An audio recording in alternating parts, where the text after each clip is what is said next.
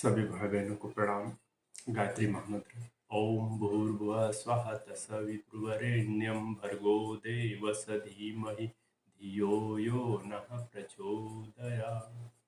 ओम गुरु ब्रह्मा गुरु विष्णु गुरुदेव महेश्वर गुरुदेव साक्षात् ब्रह्म तस्मै श्री गुरुवे नमः।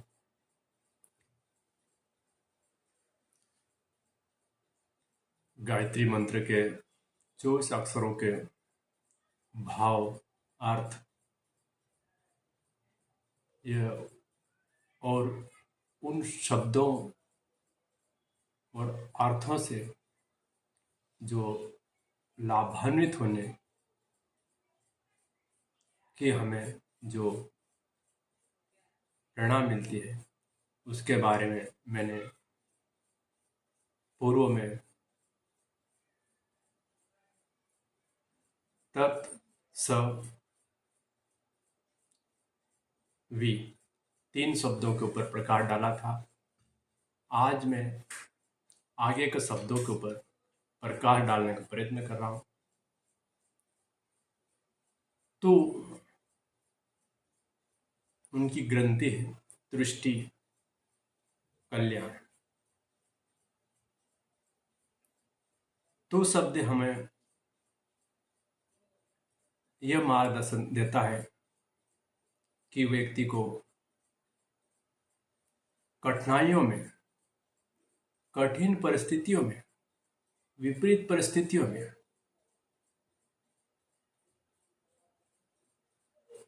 उनसे लड़ने की शक्ति प्रदान करता है। विपरीत परिस्थितियों में संघर्ष करने के लिए साहस प्रदान करता है। हमारा विवेक, साहस, धैर्य और कर्तव्यनिष्ठ कठिन परिस्थितियों में भी ये हमारा साहस नहीं टूटना चाहिए, हमारा विवेक नहीं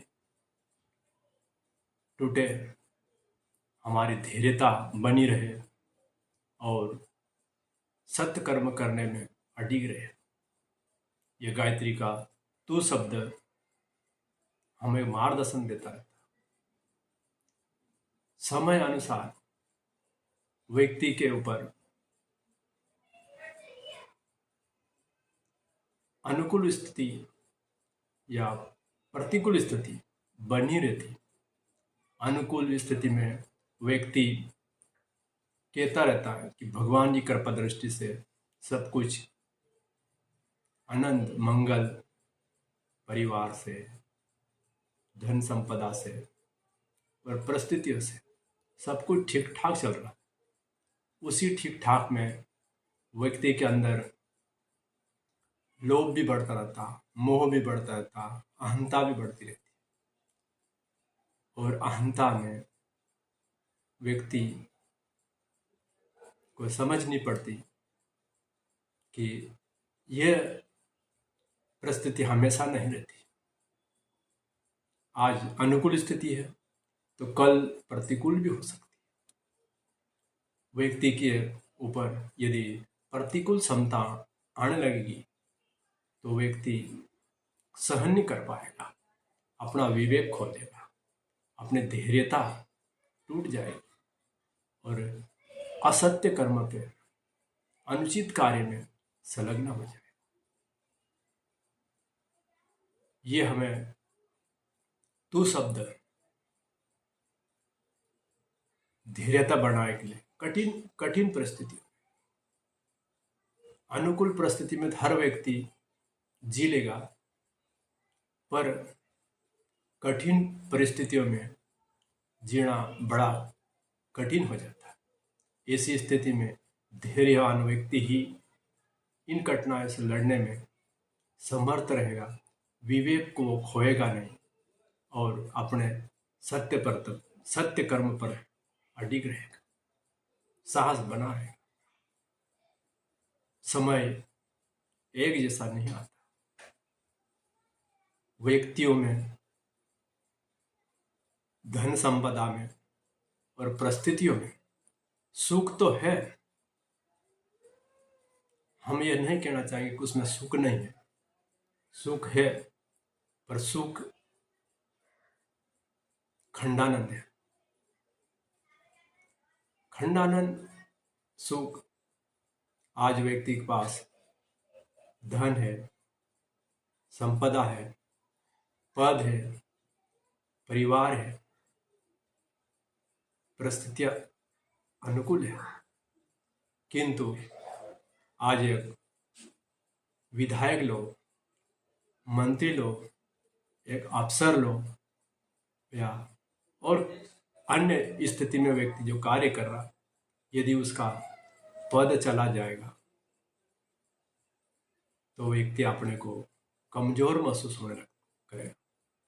एक जैसा समय नहीं आएगा तो व्यक्ति को धैर्यता, सांस टूटने लगती। यदि कारोबार में हानि हो जाएगा तो यहाँ तक देखने में आता कि व्यक्ति आत्महत्या जैसे पर व्यक्ति सोचने पे मजबूर हो जाता। कुछ व्यक्तियों की परिस्थिति प्रतिकूल होने के उपरांत भी व्यक्ति धैर्य बनाए रखता, साहस बनाए रखता, अपना विवेक नहीं खोता। यह हमें तू शब्द कहता।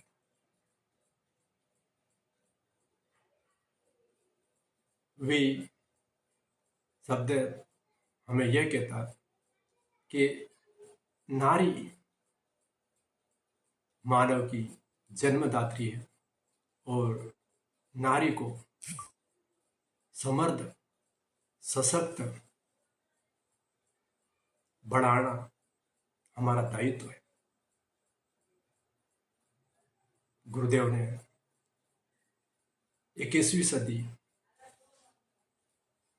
उज्जवल भविष्य की परिकल्पना नारी को साथ में लेकर ही करना होगी, इसी पे हमें प्रेरणा प्रदान की और माता भगवती देवी ने नारी जागरण आंदोलन प्रारंभ किया।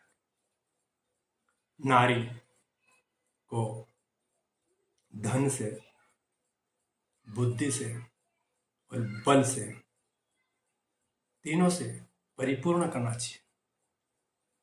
नारी में सरस्वती है, लक्ष्मी है और दुर्गा है। तीनों का रूप त्रिपदा है।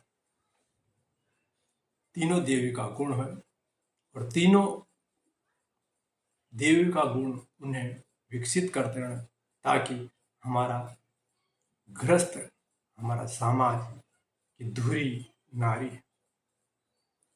नारी जागरण के लिए जो आंदोलन चल रहे, प्रगति की ओर है।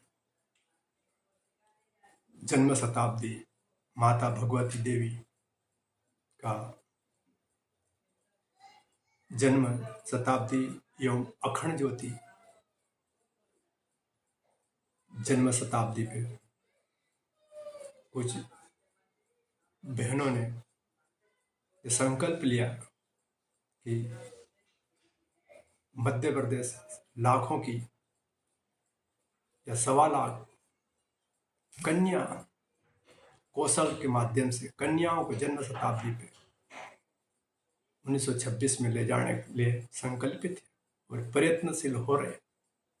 21वीं सदी नारी सदी का जो संकल्प अवश्य पूर्ण होगा।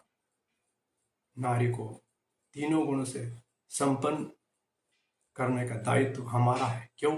नारी ही मानव की जन्मदात्री, साथ भी उसका प्रथम गुरु नारी के रूप में ही उनको नारी जागरण के माध्यम से नारी को आगे ससम्मान लाना चाहिए। यह हमें वी शब्द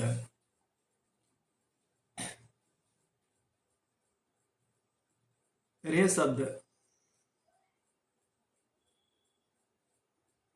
शब्द हमें वह बताता है कि नारी का सम्मान करना चाहिए।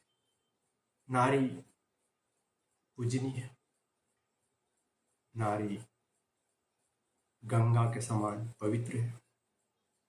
नारी को आए दिन लांछन लगाते थे।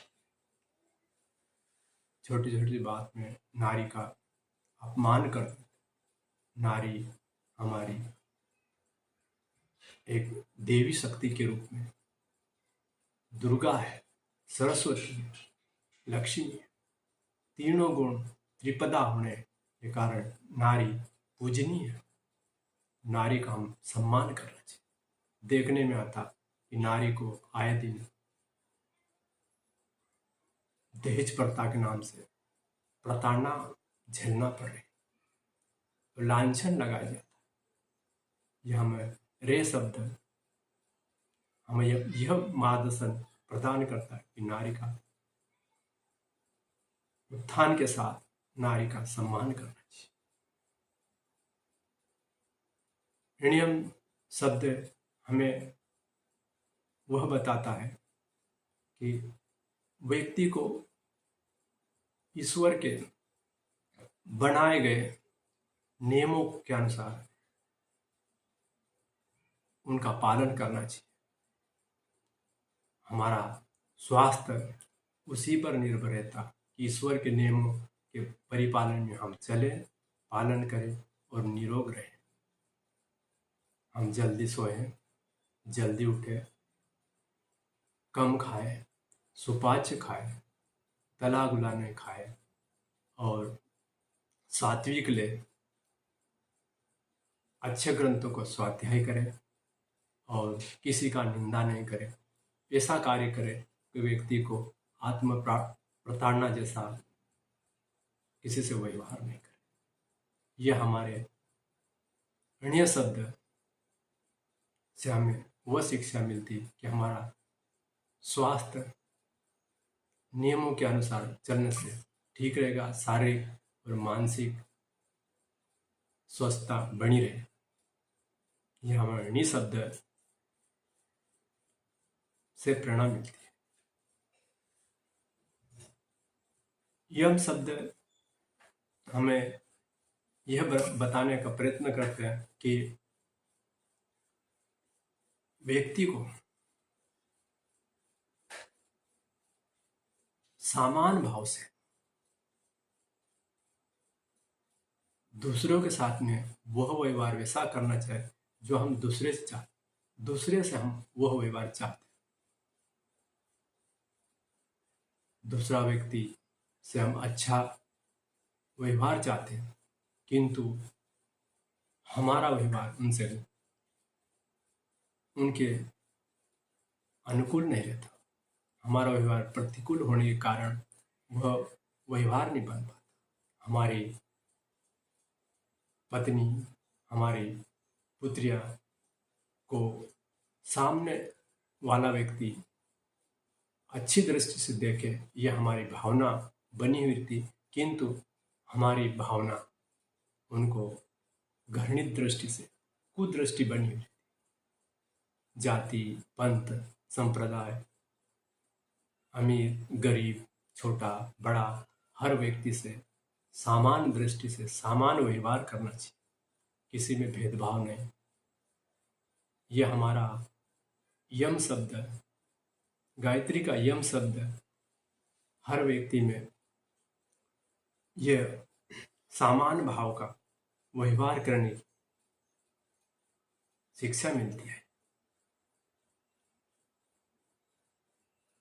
भर्गो गो हमारे मानसिक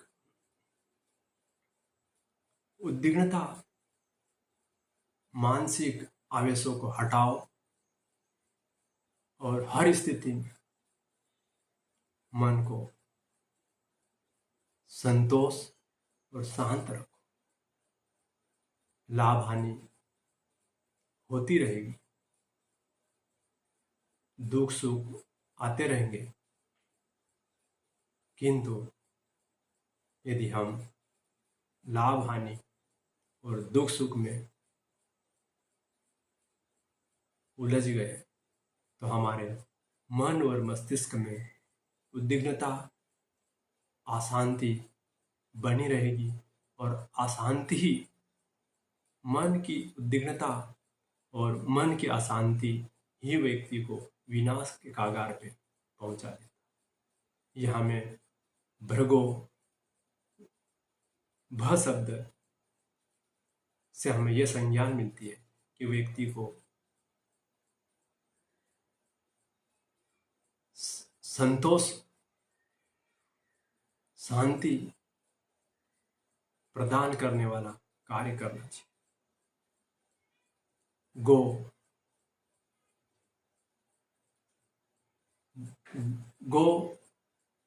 ग्रंथि है बुद्धि। गो बुद्धि हमें अशुणता नहीं बढ़ना चाहिए। व्यक्ति को क्रोधित नहीं होना चाहिए,